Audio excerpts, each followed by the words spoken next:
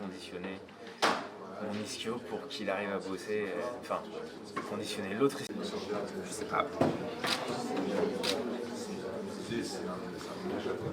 J'ai tout fait pour faire en sorte qu'il y ait le moins de soucis possible. Après voilà, une rupture partielle d'un tendon, c'est à 95%, c'est quelque chose dont beaucoup de personnes vous donneraient zéro chance. Voilà, j'ai décidé de saisir ma chance et d'aller jusqu'au bout de cette aventure, même si elle n'est pas facile du tout.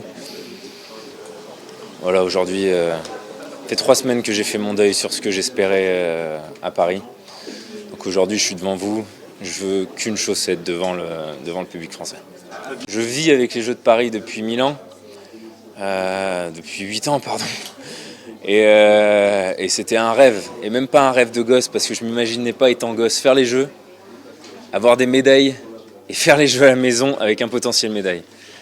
Donc tout ça fait que j'emploie le mot deuil pour dire à quel point il a fallu que je prenne du temps pour me dire non, tu feras pas ce que tu devais faire.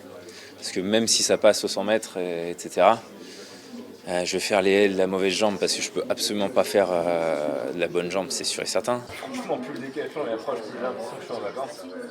Parce que même si ça passe, pour moi, j'ai l'impression que c'est pour moi-même, parce que moi j'ai accepté. Si aujourd'hui je devais jouer au tennis, je pense que je pourrais jouer au tennis. Si aujourd'hui je devais faire un basketball avec les potes, je pourrais faire un basketball. Je dis pas que je jouerais à haut niveau, je dis pas que je serais au jeu ou quoi.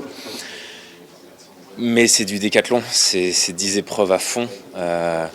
Où quand on est à 80%, bah, les perfs passent de 10 secondes 50 à 12,5. Donc c'est même pas utile d'y aller si j'y vais à 80%. Après, franchement, toutes les fois où j'ai eu de la réussite dans ma carrière, franchement.